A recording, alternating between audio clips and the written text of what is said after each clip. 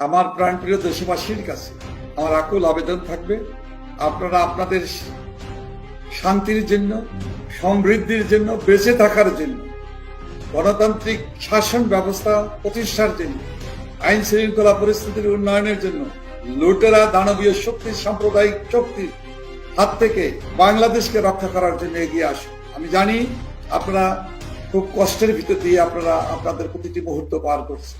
আপনাদের কষ্ট দুঃখের সারথি হিসাবে বাংলাদেশ আওয়ামী লীগ, বঙ্গবন্ধু কন্যা, বারবার নির্বাচিত জনপ্রিয় সৎ সাহসী নেত্রী দেশরত্ন শেখ হাসিনা আপনাদের পাশে আছে।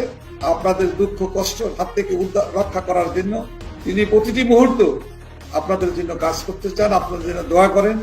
আপনারা এই অশুভ শক্তি, দানবীয় শক্তি, দখলদার শক্তি, সাম্প্রদায়িক শক্তি এবং উগ্র সাম্প্রদায়িক শক্তি, জঙ্গিবাদী গোষ্ঠী যারা লালন করে পালন করে, এদের হাত থেকে বাংলাদেশে বাঙালি জাতির এখন হলো বাঁচা এবং মরার লড়াই সংগ্রামে আমরা অবতীর্ণ হয়েছি।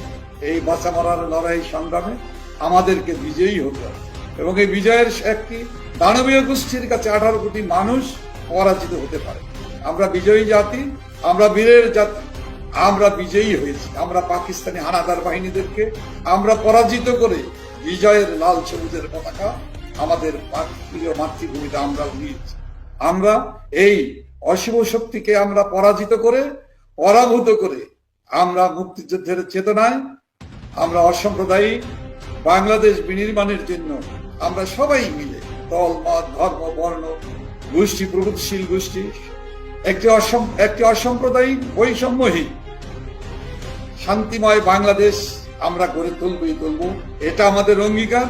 এই অঙ্গীকারের সাথে বাংলাদেশের প্রতিটি মানুষের সমর্থন আছে এবং সেই সমর্থনের ভিত্তিতেই আমরা দেশরত্ন শেখ হাসিনার নেতৃত্বে বাংলাদেশকে এগিয়ে নিয়ে যাব। যারা বলে দেশটা কারো বাপের নয়, আমিও বলি দেশটা কোন স্বৈর শাসকের, এই ফ্যাসিস্ট ইউনূস সরকারের বাপের ওই দেশটা নয়। এই দেশটা 18 কোটি মানুষ, এই দেশটা আপনার, এই দেশটা আপনার সন্তানদের, এই দেশটা আমার, এই দেশটা আমাদের উত্তরসূরি, আমাদের সন্তানদের আগামী দিনের ভবিষ্যৎ তৈরির জন্য এই অশুভ শক্তিকে, স্বৈরাচারী ফ্যাসিস্ট শক্তিকে অচিরেই বিদায় করার জন্য তীব্র আন্দোলন, তীব্র প্রতিবাদ, তীব্র প্রতিরোধ গড়ে তোলে এদেরকে বিদায় ঘটাতেই হবে এবং এদের বিদায়ের মধ্য দিয়েই গণতান্ত্রিক এবং স্বপ্ন পূরণের বাংলাদেশ এবং অসাম্প্রদায়িক বাংলাদেশ আমরা বিনির্মাণ করতে সক্ষম হব দেশরত্ন শেখ হাসিনার নেতৃত্বে, ইনশাআল্লাহ।